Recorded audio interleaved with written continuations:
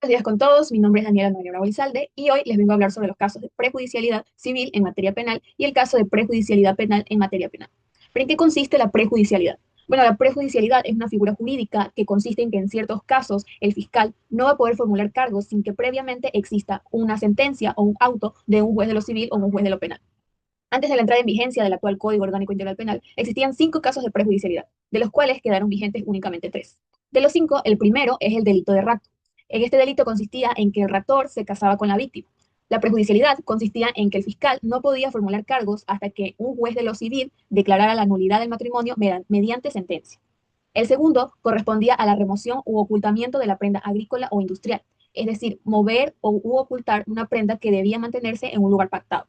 La prejudicialidad consistía en que el fiscal no podía formular cargos hasta que en un auto el juez de lo civil exija y requiera la exhibición de la prenda, y una razón sentada del secretario de que efectivamente no estaba la prenda en el lugar pactado.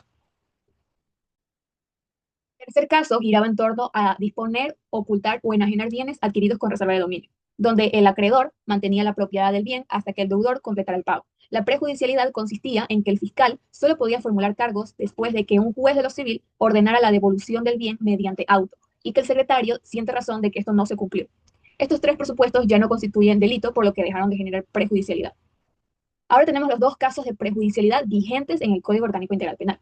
El primero es la insolvencia, que es una situación jurídica en la que una persona no cuenta con los recursos económicos para pagar sus deudas. Existen 3 tipos de insolvencia. La insolvencia fortuita, que es causada por hechos ajenos a la voluntad de la persona.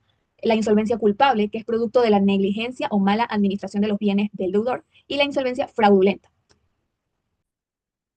Insolvencia fraudulenta es la única de las 3 que sí constituye delito, y es la situación jurídica en la que cae el deudor que no paga sus deudas porque no quiere o ha utilizado mecanismos fraudulentos como esconder su patrimonio para impedir que el acreedor cobre su pago.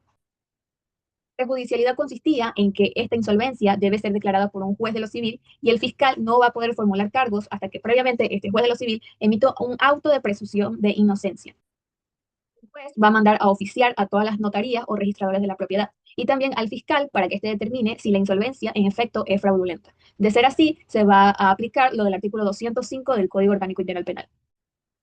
Como segundo caso de prejudicialidad vigente, tenemos la falsedad o falsificación material de documentos públicos, recordando que un documento es cualquier soporte físico o digital capaz de producir efectos jurídicos, y cuando está formado por letras o signos se denomina instrumento. Estos pueden ser públicos si los emite un funcionario en ejercicio de sus funciones o privados si son elaborados por particulares. La falsedad documental puede ser material, ideal o ideológica.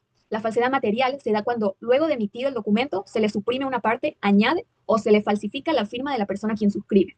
Tenemos la falsedad ideal, que es el forjamiento, es decir, la creación de un documento inexistente o imitar un documento para cambiarle algo. Y por último, la falsedad ideológica, que es cuando el documento está correctamente emitido, las firmas son genuinas, pero el contenido es el falso.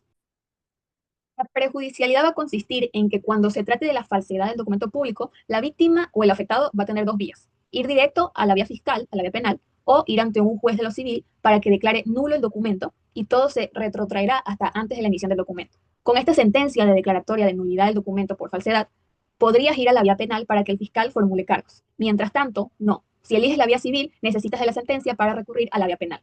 Pero si vas antes a la vía penal, no necesitas de la sentencia de lo civil, por lo que el fiscal podría formular cargos si eliges primero la vía penal. El tercer caso que se encuentra vigente en el Código Orgánico Integral Penal es la prejudicialidad penal en materia penal. Esta prejudicialidad consiste en que el fiscal no va a poder formular cargos hasta que un juez de garantías penales declare que la denuncia fue realizada de manera maliciosa. La consecuencia de la declaratoria de esta malicia será la responsabilidad penal, el cual se encuentra positivizado en el artículo 271 del Código Orgánico Integral Penal. El delito va a ser la presentación de denuncia o acusación particular maliciosa. Existen 2 clases de denuncia. La denuncia maliciosa, que es cuando una persona denuncia sabiendo que la persona es inocente, es decir, denuncia por mala fe. Y la otra es la denuncia temeraria, que es cuando el denunciante denuncia a una persona sin tener la certeza o sin tener los elementos de convicción suficientes para denunciar, o que señalen al denunciado como autor del delito. Si el juez declara que la denuncia es maliciosa, se aplicará lo del artículo 271, que es una pena privativa de libertad de 6 meses a un año, por lo que la responsabilidad sería penal. Pero la consecuencia de la declaratoria de una denuncia temeraria va a ser que el denunciante va a estar obligado a pagarle al denunciado las costas procesales en las cuales se hayan incurrido en todo el proceso y el daño material o inmaterial que esta acusación falsa le haya causado, por lo que la responsabilidad sería civil. Sin embargo, la denuncia puede ser temeraria y maliciosa a la vez. Cuando, si al principio de la denuncia yo no tengo la certeza o los elementos de convicción para declarar a alguien autor del delito, esto es la denuncia temeraria, y denuncio igualmente, y en el transcurso de la investigación previa conozco quién fue quien cometió el delito y no fue a quien yo denuncié, y sigo con el proceso, esta denuncia temeraria se convierte en una denuncia maliciosa. Si no se cuenta con estos requisitos, el fiscal deberá archivar la investigación previa, el cual se encuentra positivizado en el artículo 587 del Código Orgánico Integral Penal.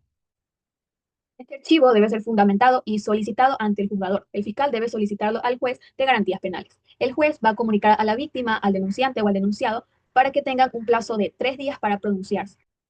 Si el juez decide aceptarla, declarará el archivo de la investigación y, de existir méritos, calificará la denuncia como maliciosa o temeraria. Estos han sido los 3 casos de prejudicialidad que están vigentes aún en el Código Orgánico Integral Penal. Espero que mi explicación haya sido entendible y grata para el público. Esto sería todo por esta exposición. Muchas gracias por la atención brindada.